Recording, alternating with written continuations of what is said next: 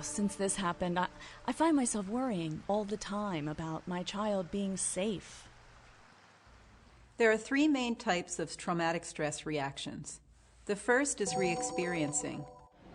It keeps popping into my mind. I can't stop it. The second type is avoidance. I don't like walking to my friend's house because then I have to cross that street. And the third is hyper-arousal. You just touch him and he jumps. Re-experiencing means that your child keeps thinking a lot about the trauma, even when he doesn't want to. Some of this is normal and natural. Thinking about and talking about what happened, especially at first, is part of how we help ourselves recover from a scary experience. But too much re-experiencing can be very distressing, and your child may have nightmares or flashbacks that make her feel like she's going through the trauma all over again.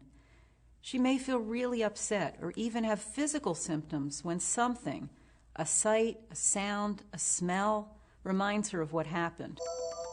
Avoidance symptoms can start by trying not to think or talk about the trauma or anything connected with it. Sometimes kids want to stay away from people. Other times it might be places or activities because these reminders upset them. And children sometimes develop new fears or worries that don't seem to be directly related to their injury, like fear of sleeping in the dark or fear of being alone.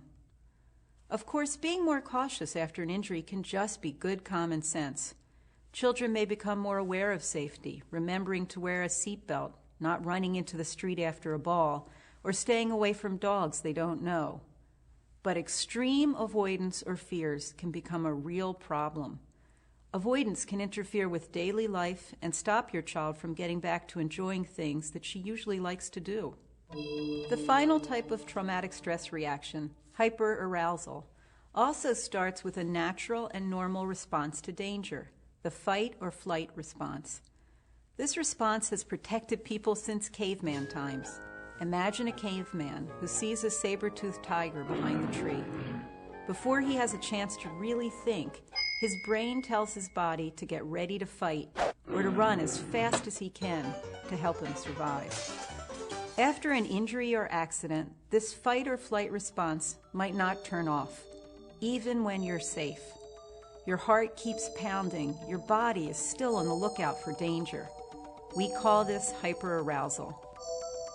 After a scary situation like being injured, your child might have the feeling that something bad could happen again at any time, or she might jump with any loud noise or sound. The physical feelings that go along with hyperarousal can feel scary themselves. Your child might suddenly feel her heart racing or head pounding and get worried about what that means. Feeling on guard for danger much of the time can lead to trouble sleeping, trouble concentrating, or being extra cranky or irritable.